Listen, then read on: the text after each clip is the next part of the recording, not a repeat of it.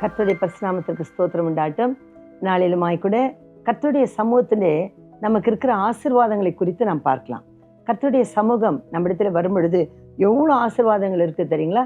முதலாவது நம்ம ஆதியாகமம் 17ஆம் அதிகாரத்தில் நாம் வாசிக்கும் பொழுது கர்த்தர் ஆபிரகாமோடு கூட உட்கார்ந்து பேசுகிறார்.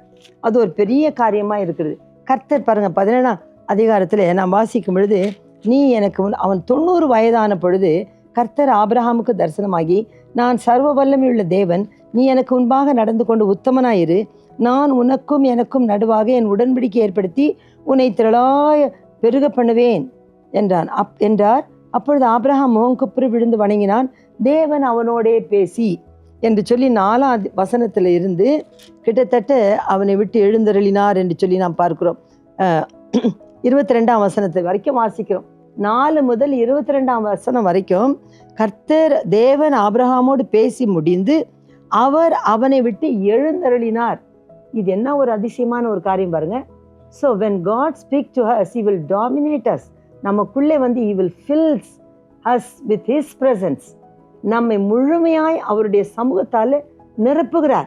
அவர் நம்மோடு பேசும் பொழுது நம்மளை அப்படியே ஆண்டு கொள்ளுகிறார் பாருங்க, ஆட்கொள்ளுகிறார். நம்மை அப்படியே அவர் ஆவரித்து கொள்ளுகிறார். அப்புறமா தான் பேசி முடித்து விட்டு எழுந்தருளினார் என்றால் அவனை விட்டு எழுந்து போகிறார். பார்த்தீங்களா? அப்போ அவனை எவ்வளவாய் அவர் ஆக்கிரமித்து கொண்டிருக்கார். பார்த்தீங்களா? அவருடைய சமூகம் வரும் பொழுது அவர் என்ன பண்ணுவார்? நிறைய காரியங்களை பேசுகிறார். இந்த இடத்துல ஆபிரகாமை குறித்து மாத்திரமல்ல, அவருக்கு பிள்ளையை கொடுப்பேன், நீ விருத்தச்சேதனம் பண்ணும், உன் வீட்டில் பிறந்த பிள்ளைகளை நீ செய்ய வேண்டிய காரியங்கள் என்ன, பலவிதமான கட்டளைகளையும் கற்பனைகளையும் கூட கர்த்தர் ஆபிரகாமுக்கு தருகிறதா இருக்குது. நீங்கள் வேணா 17ஆம் அதிகாரம் பூரா நீங்கள் வாசித்து பாருங்க, எவ்வளோ ஒரு சந்தோஷமான 4ஆம் வசனத்துலேருந்து 22ஆம் வசனம் வரைக்கும் ஆபிரகாமோடு கூட கர்த்தர் உட்கார்ந்து பேசுகிறார். அதுக்கப்புறம் ஏஞ்சி போகிறாராம். பார்த்தீங்களா? அப்போ அவர் எழுந்தருளினார். ஆனால் 22ஆம் வசனம் 23ஆம் வசனத்தில் நாம் அவர் எல்லாவற்றையும் செய்து முடித்து விட்டு 18 நாம் பார்க்கிறோம். 18ஆம் அதிகாரம் 22ஆம் வசனத்தில் அந்த புருஷர்கள் எல்லாரும் அவர் சொன்ன எல்லா காரியங்களையும் கேட்டுவிட்டு 18-22 நான் வாசிக்கிறோம். அப்பொழுது அந்த புருஷர் அவ்விடம் விட்டு சோதோமை நோக்கி போனார்கள். ஆபிரகாமோ பின்னும் கர்த்தருக்கு முன்பாக நின்று கொண்டிருந்தான். அப்படி என்றால் 3 பேர் ஆபிரகாம் வீட்டுக்கு வருகிறார்கள். அவரோடு கூட புசித்து குடித்து பிற்பாடு கர்த்தர் அவரோடு 17ஆம் அதிகாரத்தில் பேசுகிறார். அதுக்கப்புறம் 18ஆம் அதிகாரத்தில் அந்த மம்ரேயின் சமபூமியிலே அவனுக்கு தரிசனமாகி இந்த 3 புருஷர்கள் அவரிடத்துல வரும் பொழுது 2 பேர் சோதோமை அழிக்க போகிறார்கள். ஆனால் ஆபிரகாமோடு கூட ஆண்டவராகிய இயேசு கிறிஸ்து நிற்கிறார். கர்த்தருடைய தூதனானவர் நிற்கிறார். கர்த்தர் அவனோடு கூட பேசுகிறார். பார்த்தீங்களா? அப்படி பேசும் பொழுது அவன் பின்னும் கர்த்தருக்கு முன்பாக நின்று கொண்டே இருக்கிறான். அப்போ நின்று கொண்டு இருக்கிறதுனால கர்த்தர் என்ன பண்ணுகிறார்? தான் பேசி முடித்தது 17ஆம் அதிகாரத்தில் போதாது என்று சொல்லி, இப்போ ஆபிரகாம் என்ன பேச போகிறான் கேட்கலாம் என்று சொல்லி தேவன் அவனுக்கு முன்பாக நிற்கிறார் பாருங்க. அப்பொழுது ஆபிரகாம் சமீபமாய் சேர்ந்து, நீர் சோதோமை அழிக்க உம்முடைய ஆட்களை அனுப்பி தூதர்களை அனுப்பி விட்டீரே, அங்கே என் சகோதரன் இருக்கிறானே, துன்மார்க்கனோடும் சன்மார்க்கனோடும் நீர் அழித்து விடுவீரா, துன்மார்க்கரோடு நீதிமானை அழிப்பிரா, அது உமக்கு தூரமாய் இருப்பதாக என்றார். யாரை மனதில் வைத்து பேசுகிறார்? லோத்தை மனதில் வைத்து பேசுகிறார். பார்த்தீங்களா? அப்போ இந்த கர்த்தருடைய சமூகத்தில் நாம் வரும் பொழுது நம்முடைய காரியங்களை கர்த்தரிடத்தில் நாம் சொல்ல முடியும். நமக்கு இருக்கிறதான வேதனைகள், நமக்கு இருக்கிறதான ஏக்கங்கள், நம்முடைய எதிர்பார்ப்புகள், நம்முடைய பயங்கள் எல்லாவற்றையும் கர்த்தரிடத்தில் சொல்லலாம். அதை அவர் காது கொடுத்து கேட்கிறார். ஆபிரகாம் என்ன பேசுகிறான் என்று ஆண்டவர் விசாரிக்கிறார். அப்பொழுது இவர் 23ஆம் வசனம் வரைக்கும் அவர் என்ன பண்ணுகிறார்? பேசிக்கொண்டே இருக்கிறார். அந்த அதிகாரம் 18ஆம் அதிகாரம் கடைசி வரைக்கும் நான் வாசிக்கும் பொழுது அந்த பட்டணத்தில் ஒருவேளை 50 பேர் 30 பேர் 40 பேர் என்று சொல்லி அந்த இடத்துல நாம் பார்க்கிறோம். 33ஆம் வசனம் வரைக்கும் கர்த்தர் ஆபிரகாமோடு பேசி முடித்த பின்பு போய்விட்டார், ஆபிரகாமும் தன் இடத்திற்கு போனான். இந்த வசனம்லாம் வாசிக்கும் பொழுது எவ்வளோ சந்தோஷமா இருக்கு பாருங்க. ஆண்டவர் பேச தொடங்கி இவர் என்ன பண்ணுகிறார்? ஆபிரகாமோடு பேசிக்கொண்டே இருக்கிறார், தேவனோடு பேசிக்கொண்டே இருக்கார். 33ஆம் வசனம் வரைக்கும் இவர் பேரம் பேசுகிறார். 50 பேர் 40 பேர் 30 பேர் 20 பேர் என்று அவரோடு பேசிக்கொண்டே இருக்கார். கர்த்தருடைய சமூகம் ஆபிரகாமோடு கூட இருக்குது. அப்போ அவர் பரிந்து பேசி தேவனிடத்தில் என்ன பண்ணுகிறார்? சமீபமாய் சேர்ந்து அவர் பேசுகிறார் என்று சொல்லி பார்க்கிறோம். அப்போ ஆபிரகாமை கர்த்தர் அவனுடைய வார்த்தையை கேட்டு அந்த லோத்து அந்த சோதோம் குமாராவிலிருந்து கர்த்தர் மீட்டெடுக்கிறார். இதுல இருந்து ஒரு பாடத்தை நாம் கற்றுக்கொள்ளலாம். நம்முடைய தேவனாகிய கர்த்தருடைய சமூகத்தில் நாம் சேர்ந்து நம்முடைய தேவைகளை நாம் தைரியமாய் சொல்லலாம். அதை ஆண்டவர் காது கொடுத்து கேட்பார். நம்ம எவ்வளவு நேரம் பேசினாலும் அவ்வளவு நேரம் கர்த்தர் இருக்க அவருக்கு பிரியம் உண்டு. அண்ட சராசரங்களை உண்டாக்கின தேவன் எல்லா வேலையும் விட்டு விட்டு நாம் பேச ஆரம்பித்தால், ஆண்டவரே எனக்கு இந்த பிரச்சனை கேளும் என்று சொல்லி நாம் அவரிடத்துல உட்கார்ந்து விட்டால் அவர் நம்முடைய காரியங்கள் எல்லாவற்றையும் கேட்டு முடித்து அப்புறமாய் அவர் போவார். எவ்வளவு உண்மையுள்ள தேவன் பார்த்தீங்களா, எவ்வளவு பிரமாணிக்கமுள்ள தேவன்.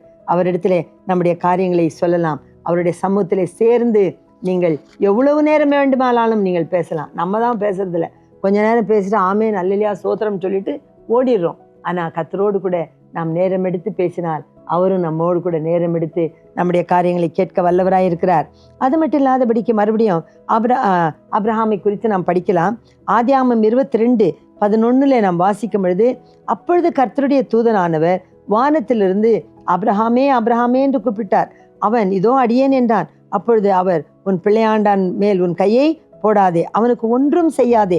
நீ அவனை உன் புத்திரன் என்றும் ஏகசுதன் என்றும் பாராமல் எனக்காக ஒப்பு கொடுத்தபடியால் நீ தேவனுக்கு பயப்படுகிறவன் என்று இப்பொழுது அறிந்திருக்கிறேன். இந்த கதை உங்களுக்கு தெரியும். கர்த்தர் ஆபிரகாமை குறித்து பார்க்கும் பொழுது, ஆபிரகாம் இடத்துல உன்னுடைய ஏகசுதன் ஒரே புத்திரன் உன்னுடைய செல்வகுமாரனாய் இருக்கிற ஈசாக்கை எனக்காக பலியிடு என்றார். அவர் தான் கொடுத்தார். இப்ப அவரே கேட்கிறார். ஆனால் அதுல ஒரு காரியம் உண்டு. அவர் தம்முடைய மகிமையும் அன்பையும் வெளிப்படுத்த, ஒரு பெரிய தீர்க்க தரிசனத்தை நிறைவேற்ற கர்த்தர் இந்த இடத்துல ஆபிரகாமை பிரயோஜனப்படுத்துகிறார்.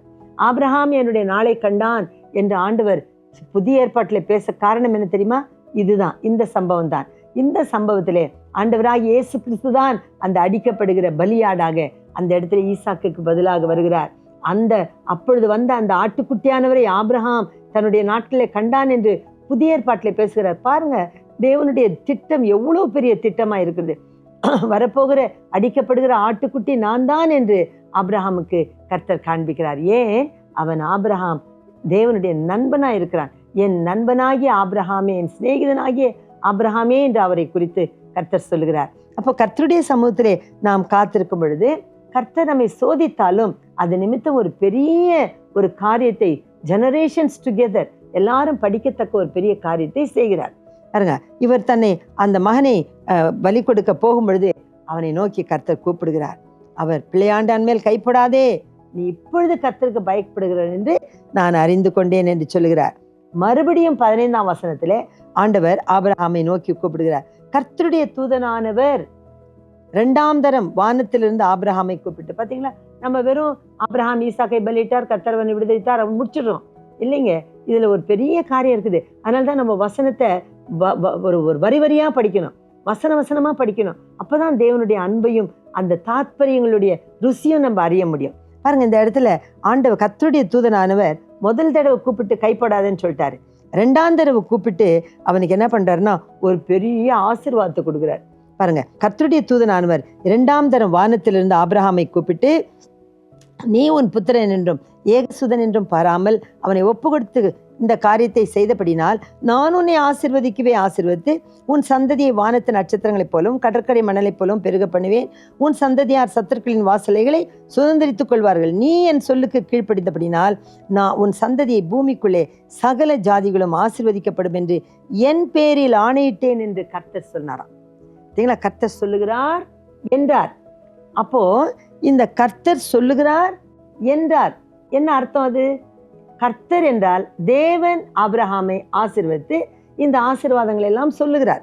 உன் சந்ததியை நான் ஆசீர்வதிப்பேன், மணலை போல பெருகப்பேன், எல்லாவற்றையும் பிதாவாகிய தேவன் சொல்லுகிறார்.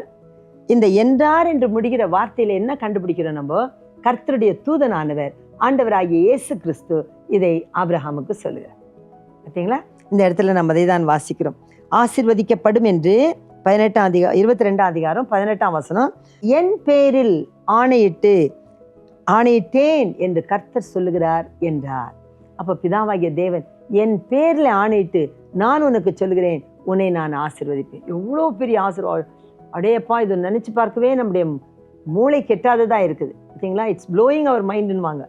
அதுதான் பிதாவாகிய தேவன் என்னுடைய பேரிலே நான் உனக்கு ஆணையிடுகிறேன், நீ கர்த்தருக்கு பயந்தபடினால் உன் சந்ததியை ஆசீர்வதிப்பேன் என்று கர்த்தருடைய தூதனானவர் இயேசுவின் இடத்துல சொல்லுகிறார்.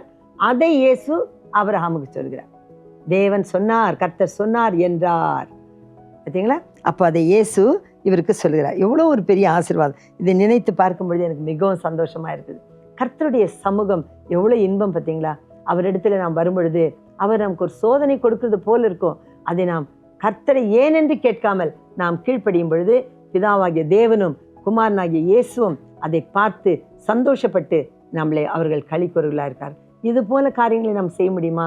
நாம் இப்படி செய்தால் கர்த்தர் எவ்வளோ சந்தோஷம், பரலோகம் ஆச்சரியப்படும். இயேசு கானானிய ஸ்திரீயனுடைய விசுவாசத்தை கண்டு ஆச்சரியப்பட்டார். அதுபோல நாமும் கூட தேவனுடைய சமூகத்தை சேர்ந்து அவருடைய பிரசன்னத்தில் இருந்து அவரோடு பேசி பழகி அவர் சொல்லுகிற காரியங்களை நாம் செய்யும் பொழுது பிதாவாகிய தேவன் ஆச்சரியப்பட்டு இவ்வளோ ஒரு பெரிய கீழ்ப்படிதல் இந்த சந்ததிக்குள்ளே நான் பார்த்தேன் என்று சொல்லி அவருடைய நாமத்தின் மேல் ஆணையிட்டு நம்மை ஆசீர்வதிப்பார். அதை கர்த்தராகிய இயேசு நமக்கும் வெளிப்படுத்துவார். எவ்வளோ பெரிய ஆசீர்வாதமான ஒரு காரியம். கர்த்தர் இந்த ஆசீர்வாதத்தினால் உங்களை ஆசீர்வதிப்பாராக. பிதாவாகிய தேவனுடைய ஆசீர்வாதமும் குமாரனாகிய இயேசு கிறிஸ்துனுடைய வாக்குத்தத்தமும் உங்களோடு கூட இருப்பதாக. அவருடைய சமூகத்திலே களி கூர்ந்து அவரோடு பேசி மகிழுங்கள். கர்த்தர் உங்களை ஆசீர்வதிப்பாராக. பிதாவே, இன்றைக்கு நாங்கள் கேட்ட இந்த நல்ல சத்தியத்துக்காக நாங்கள் உமக்கு நன்றி சொல்கிறோம். உம்முடைய வார்த்தைக்கு நாங்கள் கீழ்ப்படிந்தால் பிதாவாகிய தேவன் ஆண்டவரே எங்களை எவ்வளவாய் ஆசீர்வதிக்கிறீர். எங்களோடு கூட இருந்து பேச விரும்புகிற இயேசு கிறிஸ்துவனுடைய வாக்குத்தத்தங்கள் எவ்வளவு பெரிதாக இருக்கிறது. ஆண்டவரே, இந்த ஆசீர்வாதங்கள் எல்லாம் நாங்கள் பெற்றுக்கொள்ள வேண்டுமானால் கண்ட கண்ட இடங்களிலே நாங்கள் போய் இருந்தால் எங்களுக்கு அது கிடைக்காது. உம்முடைய சமூகத்தை நாடி தேடி உம்முடைய பாதத்தில் உட்கார்ந்து இந்த நன்மைகளை பெற்றுக்கொள்ள எங்களுக்கு கிருபை தாரும். எங்களை தாழ்த்துகிறோம். கேட்ட எல்லா மனுஷர் மேலும் எல்லா பிள்ளைகள் மேலும் உம்முடைய ஆசீர்வாதத்தை சொல்லி நான் ஜெபிக்கிறேன். இந்த நாள் அவர்களுக்கு மிகவும் ஆசீர்வாதமாய் இருப்பதாக இயேசுவின் நாமத்தில் வேண்டிக் கொண்டு ஜெபிக்கிறேன் பரலோக பிதாவே, ஆமென். கர்த்தர் உங்களை எல்லாரையும் ஆசீர்வதிப்பாராக. இந்த மன நிறைவோடு கூட இந்த நாளிலே மனமகிழ்ச்சியா இருங்கள். கர்த்தர் உங்களோடு கூட இருப்பாராக. ஆமென்.